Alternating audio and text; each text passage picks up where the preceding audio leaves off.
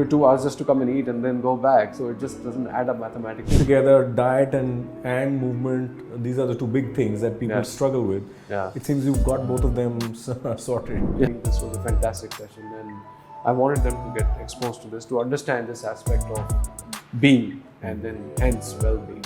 Everybody knows that it's important and needs to be done, but most don't end up actually doing it. The human always has a healthier mind, and the healthier mind gives rise to positive, productive ideas.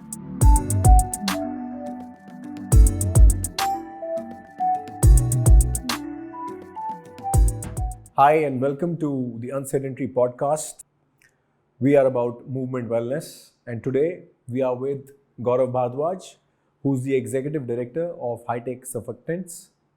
So Gaurav, what does Hi-Tech Surfactants do? So Hi-Tech is a company which came into existence because of Hindustan Unilever Limited, and we are a business partner company with Hindustan Lever, and we manufacture their detergent products. So not only manufacture, it's a complete package of manufacturing and packaging.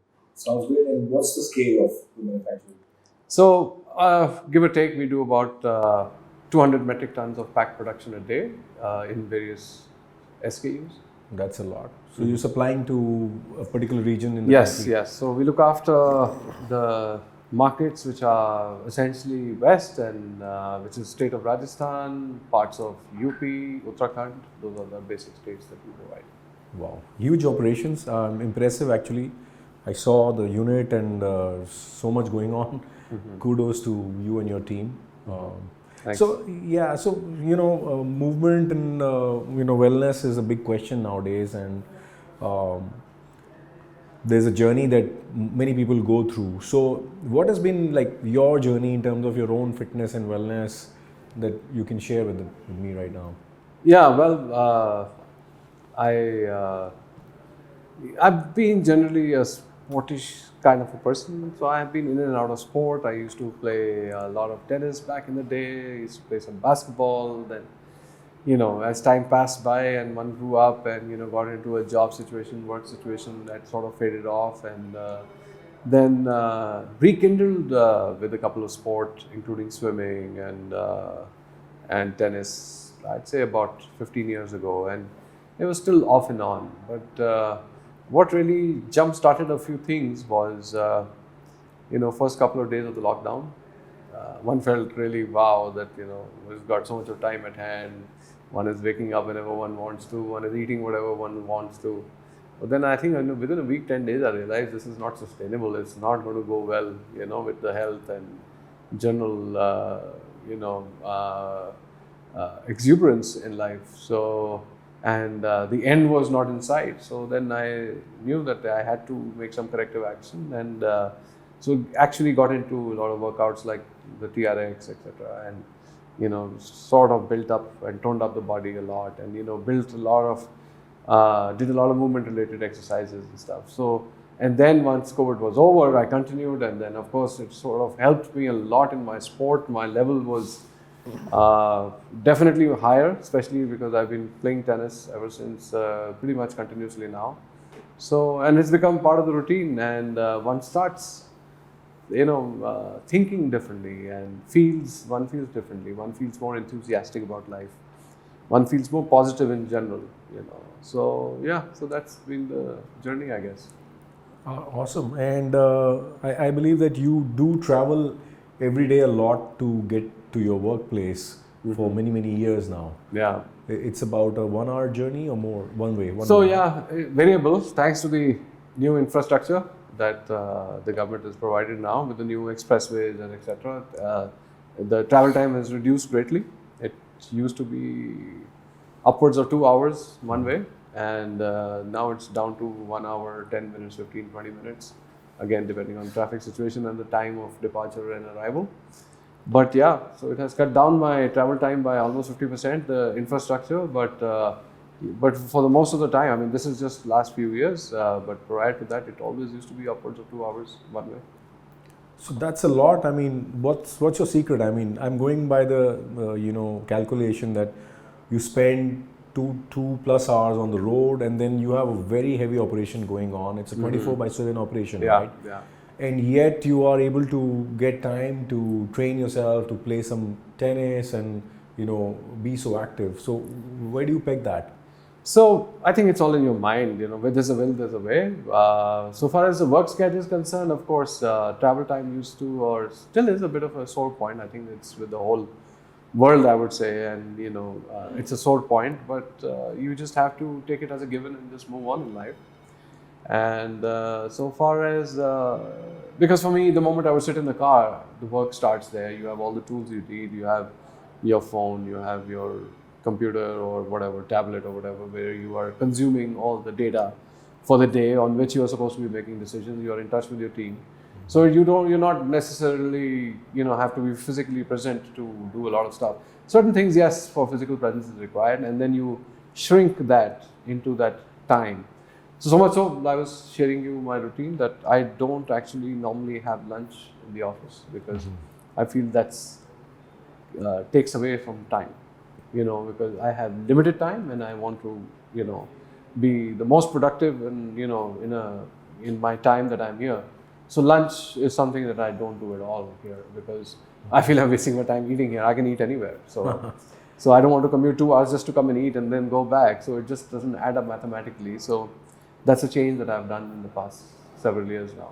And then that would mean that you consume just 2 meals in the day. Yeah, morning just and I night. have a breakfast and that too sometimes on the way, and then I have my dinner, and that's about it. Yeah, Awesome. That's cool.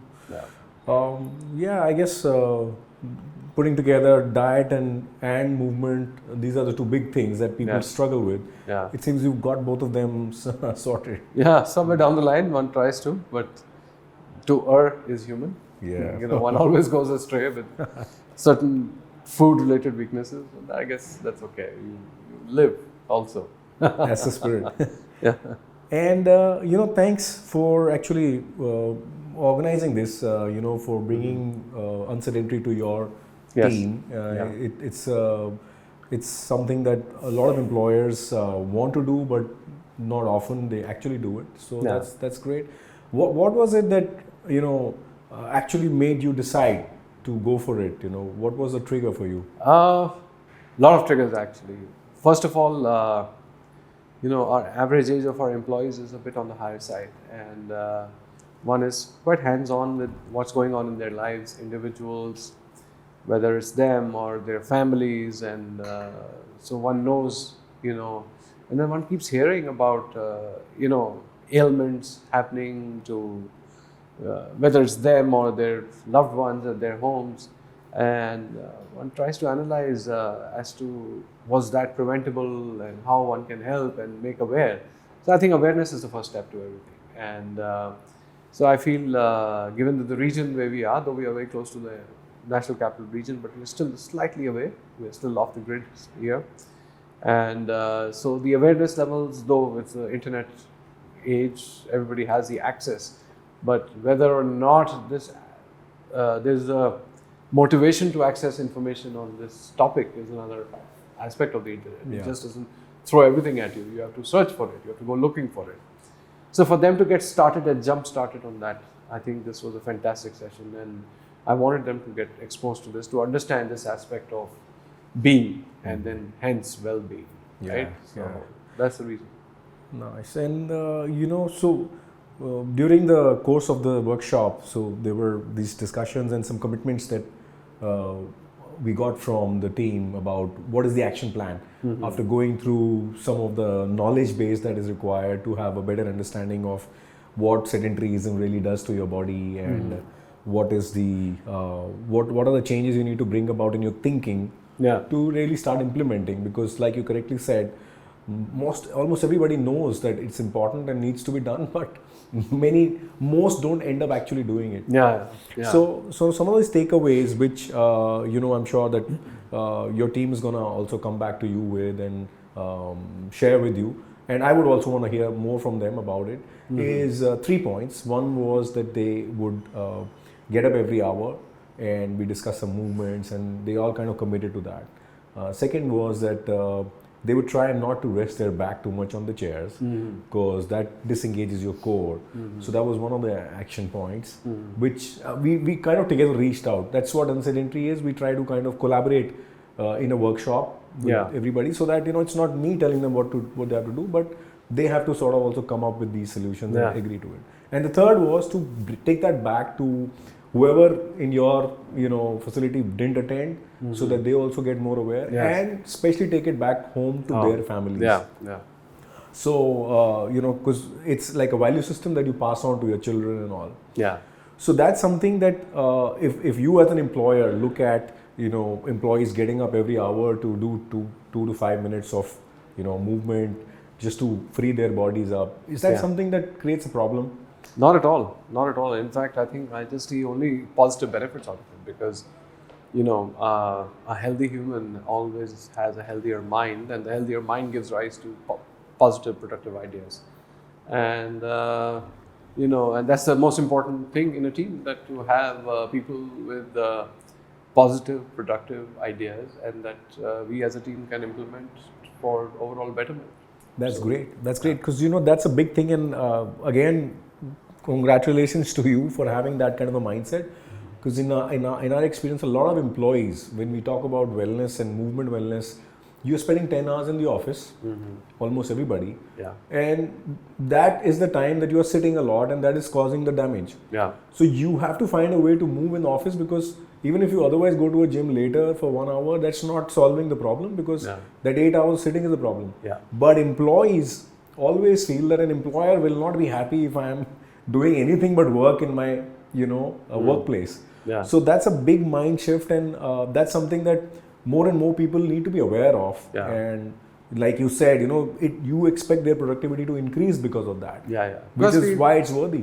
Plus what we've done is, over a period of time, we will encourage this. Not only, of course, we had the presentation and everything, but before that also. For example, we have a fairly large campus, and we have made teams who are responsible for every nook and cranny. So if I go to a certain area, if you were just to go around and there's something not right there, whether it's housekeeping or, the 5 S's, like the Japanese theory, that it's something which is out of place kept there or something. So there is a team responsible for it. And the team could be doing something completely different, but that encourages them to go visit their area. So that itself would be a walk. That's right. Right? And so we've been encouraging them that not to sit down and, just sit on the chairs all the time. Just walk around as much as you can and keep your eyes open, and then, different ideas keep coming through. You don't have to be from, even if you're an accountant, you could still be going around and looking around the premises and, seeing what's right, what's wrong, and, maybe come out with good ideas. And plus it's good for you to move around to begin with. Well, that's one great way of encouraging people to be more mobile at the workplace. That's again something to learn from.